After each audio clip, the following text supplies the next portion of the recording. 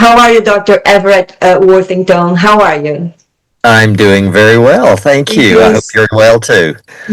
Now, what does forgiveness mean? If someone does not ask me to forgive them, do I still need to forgive? Well, forgiveness is a choice that we make. So, I'm not sure that we ever might need to forgive someone, but we might choose to forgive them. And what that means is that it's going to mean two things. First, it's going to mean that I've made a decision to treat them differently. I made a decision not to get even with them, and also uh, to treat them as a valued and valuable person. And the second thing it means, because I can make a decision like that and still get really upset every time I think about what they did. And so the second type of forgiveness is called emotional forgiveness, and that's replacing negative, unforgiving emotions like resentment or bitterness or hate with positive, other-oriented emotions that take down the negative until we get to a pretty neutral area. And sometimes with a loved one, we can even get back to positive. Fantastic, thank you. Now, is forgiveness different from reconciliation? Yes, forgiveness is very different from reconciliation. Forgiveness happens inside my skin. It's a decision and it's emotional change, two different types of forgiveness. But reconciliation means that two people or two parties are restoring trust in their relationship. And what that means is that both parties have to be at least giving a good faith effort to be trustworthy. So if a person is not going to be trustworthy, if they're going to continue to try to hurt me or kill me, we're not going to reconcile. But I could still forgive them inside my skin regardless. I just am not, it's not smart or it's not safe to reconcile. Right. And how can I forgive someone who has hurt me deeply?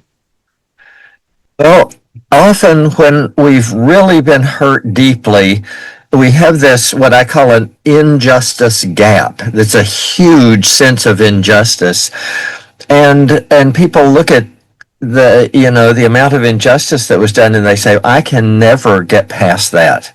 But it turns out there are a lot of different ways to narrow that injustice gap. I could see justice done, and that takes some of the sense of injustice away. I could turn it over to God. I could decide I'm just going to put up with this, or I'm going to forbear, which is putting up for it for the good of the relationship, or I'm just going to accept this and move on.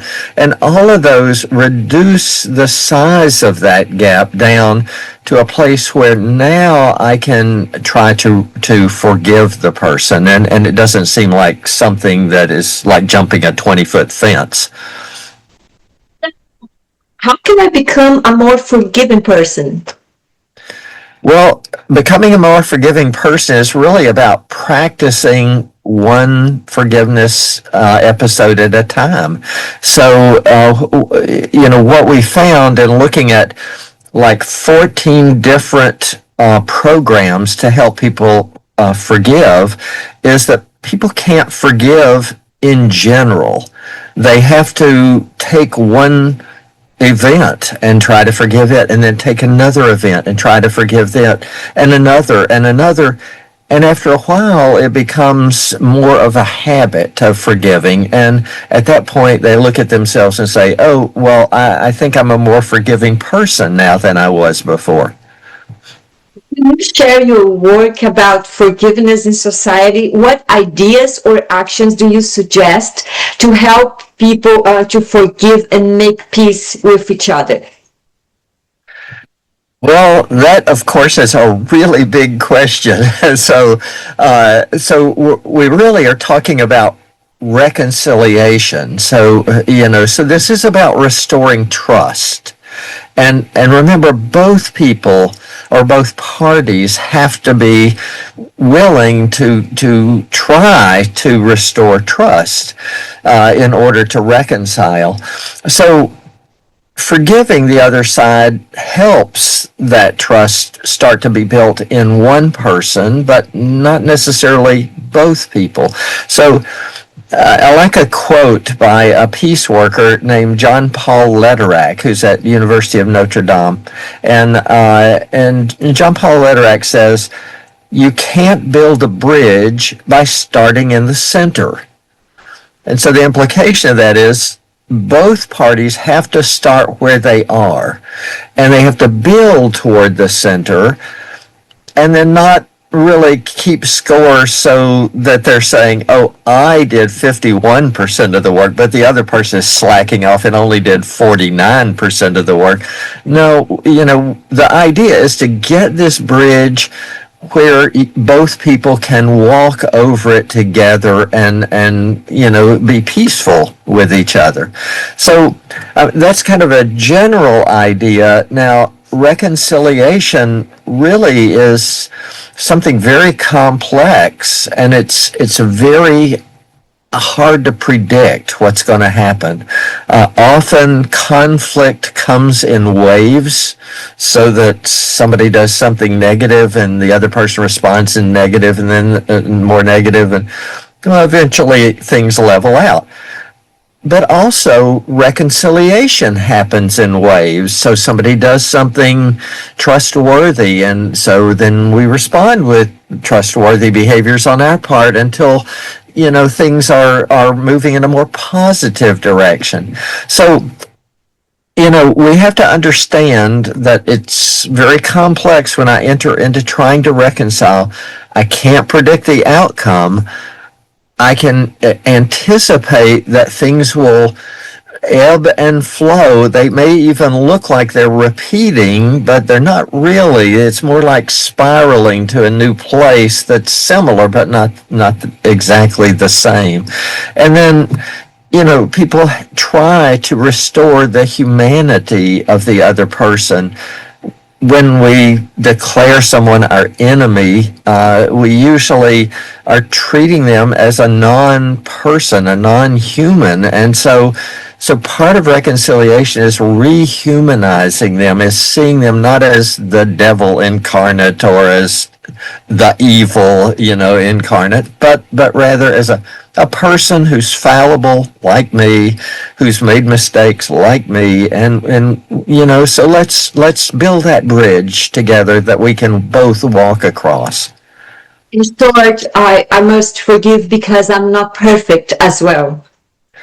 Exactly. Yeah. And that's a great motivation to forgive, is to recognize that I've hurt someone in my past. Sometimes I didn't mean to. Sometimes I did. And the other person might not have meant to hurt me. It might have just come out wrong. Maybe they did. I can still forgive them. And if they're willing to try to be trustworthy, and I'm trying to be trustworthy, we might restore that trust and reconcile with each other. Let's talk about Charlie Kirk for a moment. So do you think people, whether religious or not, are usually willing to forgive? Well, I think we can say from a lot of research that people all over the world are willing to forgive, but not every time. So we just did a 3 papers off of the Global Flourishing Study, in which 22 countries with hundreds of thousands of respondents were surveyed, and we found that regardless of where in the world people are, they were willing to forgive. So I think that is kind of a human characteristic, that we have within us a good part that wants to give the other person some mercy, to give the other person some kind of grace. And so I think we're willing to do that.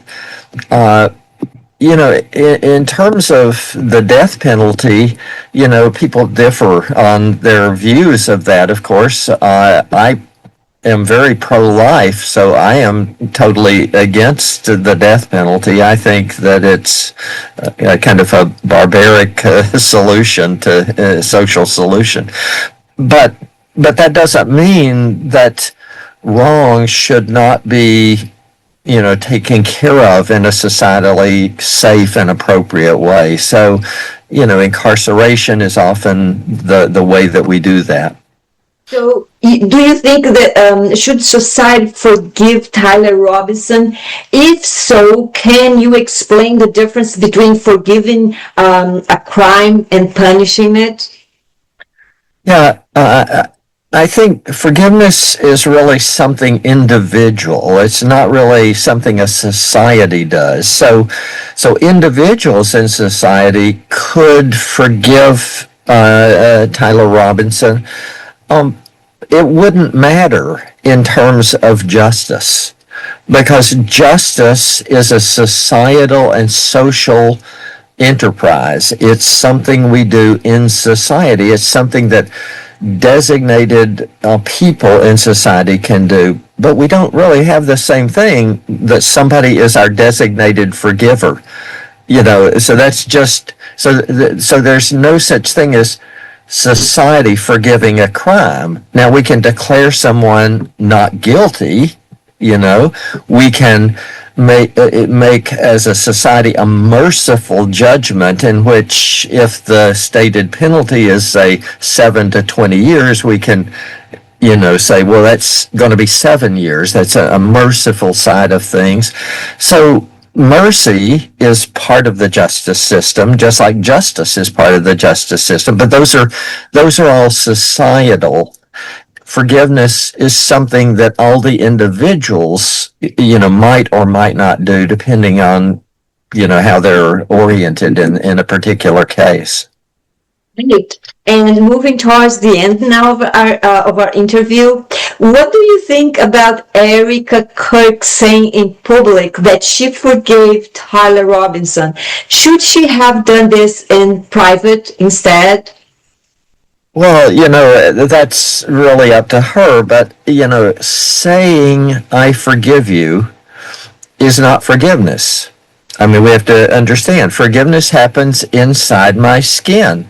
It is a decision I make. It is an emotional experience. So when I say I forgive you, and you just imagine, I could say, oh, I forgive you, and you say, oh, thank you so much. You turn your back and I stab you right in the back. What I say is not necessarily what is going on inside of me. Now, I don't doubt that she has inside of her forgiven, and she may be, making a public statement to that, effect. But when she says it, it's having a societal impact, because people... and so she is conveying to people that she is doing a generous and merciful act and inviting them implicitly to do the same kind of act inside of them. But it's a societal event. It's not forgiveness. It's the expression of forgiveness. So, final thoughts. Well, I spent my life studying forgiveness and reconciliation, and of course having to practice it myself. I really got interested in it by doing couple counseling and seeing how couples, who got better in couple counseling wanted to do something to solidify their relationship, and forgiving was one of those things. And then after I'd gotten into research about this and written a book about it, as a matter of fact, my mother was murdered, and then I had to practice forgiveness. So I had to, on a grander scale than I ever had before. So I was able to forgive the young man who did that, who, the legal system doesn't recognize that he did that because he was never brought to trial, but he admitted it and then recanted later. But anyway, I was able to forgive him, so I had to practice that in a personal way. And like amazingly, within 6 months after that murder, I was asked to be a visiting scholar by the South African government and got the opportunity to walk into, this is 1996, so to walk into right after the first Truth and Reconciliation hearings and meet with the Truth and Reconciliation Commission and meet with 8 different universities in South Africa. And I got to see on a kind of a societal level the impact of forgiveness happening in events that were just terrible. And that led me to the place where on the plane flying home from South Africa, I formulated my life mission statement, which is to do all I can to promote forgiveness in every willing heart, home, and homeland. It is a choice, so not everybody's willing to forgive. But I mean, from my standpoint, from my life, I would recommend forgiveness. When people don't forgive, they experience a lot of psychological stress, a lot of physical stress, relational stress, even spiritual stress. And I think forgiving is one way to alleviate all of those bodily and human reactions to unforgiveness. What a beautiful story. Thank you so much for your interview, and sorry to hear about your loss. Well, thank you. Thank you.